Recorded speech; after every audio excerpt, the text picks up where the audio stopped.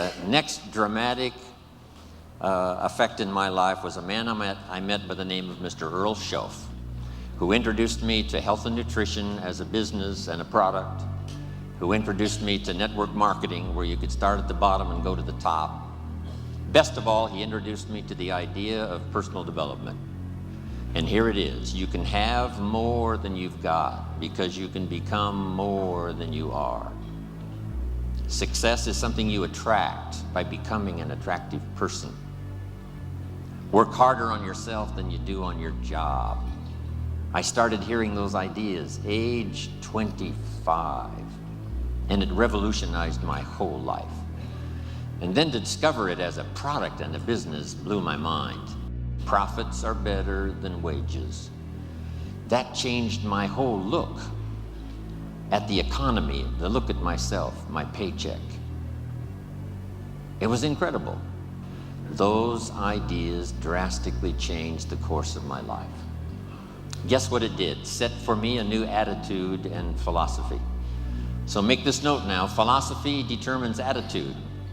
Here's what my mentor taught me when I was 25, for your notes. He said, if you have enough reasons, you can do the most incredible things. He says, Mr. Rohn, I think you've got the experience and you've got the skills and you certainly have the desire. Here's what you might be lacking, a long enough list of reasons. Reasons that drive you, reasons that get you up a little extra early, reasons that keep you up a little extra late, reasons that make you a team player, reasons that make you solve the dilemma of your own challenges and then start helping somebody else with their challenges. Reasons, that's what makes the difference. Now here's how the past becomes useful, not to live in the past and not to dwell in the past, but to borrow the experience of the past, and then here's the second part, invest them in the future. We sometimes make the comment, he has a wealth of experience. And see, that's experience is wealth. What we've been through is a treasure. What we now know is so vital, not just to ourselves and our families, but to the people we're going to meet in the future and the ones we've helped to change their lives up until now. So the past is valuable if you gather it up and invest it now into the future. That's part of our exercise here these 4 days, remembering the past, using it as an investment for the future. Now here's the second one. We look back, yes, but now we look ahead. We look back for experience and we look ahead for inspiration, setting our goals, your family goals, your business goals, the person you wish to become, the skills you wish to develop, the people you want to meet, the places you want to go, the experiences you want to have, building a financial wall around your family nothing can get through, the health you want, the person you wish to be. All of those goals are important. Here's what's next. Make these notes. Look down to the work. Look down to the soil that's ready for the seeds of opportunity that you will share by your voice and your invitation and your language and your meetings, your presentation. Look down to the work that your hands can work miracles. Look down to the task and see if there aren't some things you might have missed this past year you can pick up on this year and work miracles for yourself, for your future, for your organization. Here's the next one. Look up to the God that made us all, to a higher power that's still within reach. Draw on that spiritual part of human existence and human life. It'll work miracles. Once in a while I get a letter. Guess what it says? Dear Mr. Rohn, while you travel the world, please remember, we pray for you. I thought, wow, that's what I felt at 39,000 feet.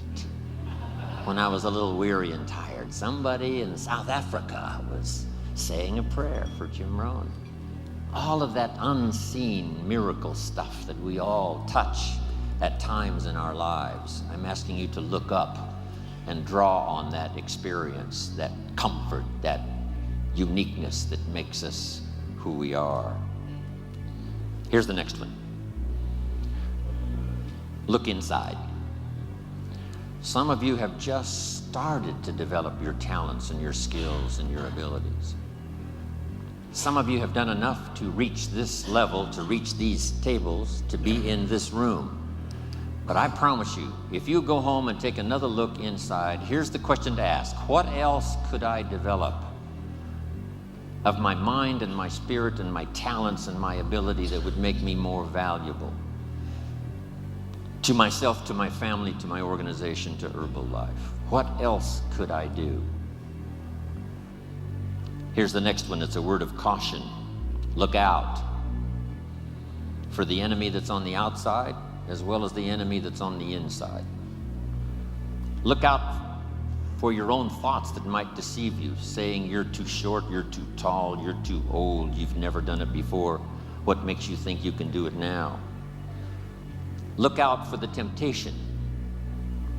None of us are above temptation. That's why the great prayer says, lead us around temptation. Hopefully deliver us from the evil. Tempted to cross the line.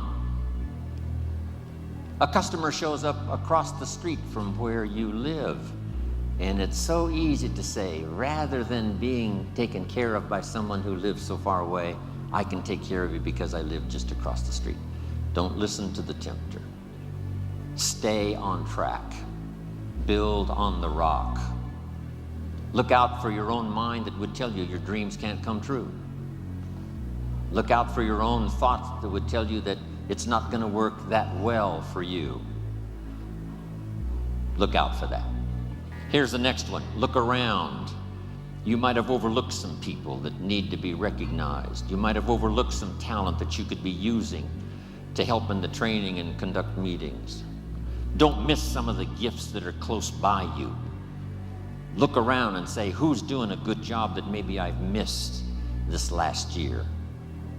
Look around and see if there aren't some people who need to be lifted up, who need your inspiration, who need your presence, who need your time. So, look back, look ahead, set your goals. Here's the next one, and this one is so important. Look over your plans. Maybe you've got too small of plans. By the time we've finished here tomorrow, you might have scrapped some old plans and made some new ones, or made sure that the plan you've got is well tuned and well refined. As we speak, almost hourly and daily, the team at home office, continually revising, continually shaping, continually refining, making it more simple, making it easier to tell in terms of products, but all the rest of it, from the support staff, from all these countries represented here around the world, fine-tuning the support staff. That's going on while we speak. We should all do the same thing. I'm fine-tuning my own plan, right? These next years, working with Herbalife and all of you around the world, I've got some plans for myself, my own growth, my own development, fine-tuning my own skills. So look over your plans for the future, your plans for your family, your plans for your health, your plans for your organization. Make sure they're in place. Now make this quick list and I'm going to finish. Number one, for us to really count on the future and to count on each other, here's a good list. Number one, morality, doing what's right. Here's what I learned early in my career. Always remember, whoever you're working with, this is what you want to occur later. That they found out it was easier than you said, and that it was more than you promised. Here's the key. Better understated than overstated. Here's what's next in the vocabulary for leadership for our future. Make these notes now. Next is truth. To deal in truth, we're going to speak the truth. We want to build on truth, what is right. Next is courage. Your courage will be rewarded. There's no better place to place it than here. When you're discouraged with 3 in a row who say no, just remember, Let your courage now show to talk to the next three, because out of the next three, one may be the person that helps you become wealthy and rich. Public courage, private courage, the courage when no one's around, when you make those resolves and decide for yourself you're going to do something, make some changes, whatever. Courage of thought. Here's the next one, courage to change. Here's what's next, responsibility. Accepting responsibility. If we want the fortune, we must also accept the responsibility that goes with building it. Then the responsibility of what to do with it. Next is faith. Faith in God, faith in others, faith in your family. A big one is faith in yourself.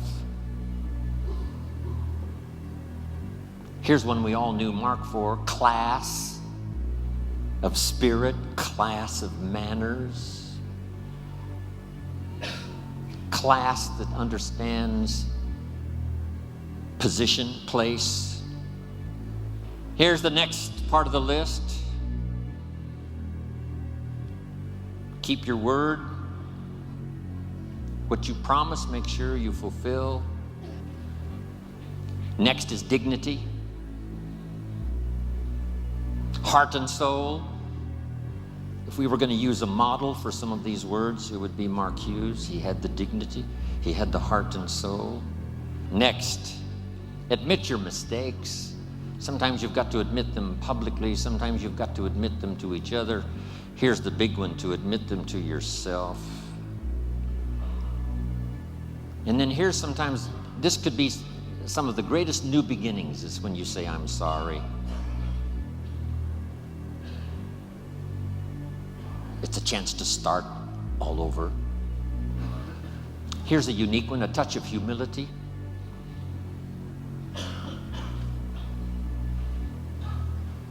The rich must be taught not to be arrogant. The poor must be taught not to be cynical. Some other basics to remember that I used when I was building my organization. Here's a good one. Manage as you build and build as you manage. It doesn't take but a short conversation to find out some people's problems. They have stopped building and started managing. But the key here says, build as you manage and manage as you build. It probably wouldn't be too far wrong to use the old 80-20 rule here. Spend 80% of your time building and 20% of your time managing what you build. But it's easy to get the wrong numbers here and spend 20% of your time building and 80% of your time managing. And here's some of the wrap-up now. Number one, as many customers as possible to represent each distributor, and as many distributors as possible to represent each supervisor volume. Next, this one helped save my life. Work with the people who deserve it, not the people who need it. Follow the example of life itself. Life was not designed for us to get what we need. Life was designed for us to get what we deserve. You don't receive a harvest because you need one. You receive a harvest because you planted one in the spring. And then here's one more, and I'm finishing. This one really did it for me now. Here it is. You can help 1,000, but you can't carry 3 on your back. That helped to change my network marketing career. You can help 1,000, but you can't carry 3.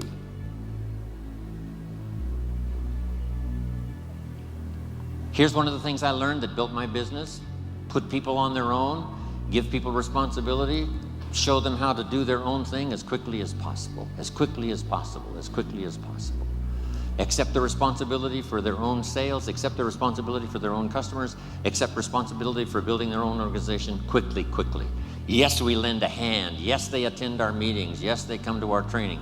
But as quick as possible, put people on their own. It's what network marketing, it's what being in business for yourself is really all about. But it's easy to get trapped into spending too much time just helping or letting 2 or 3 climb on your back, use up all of your energy and time, and you have no more energy left for the 1,000 you could help.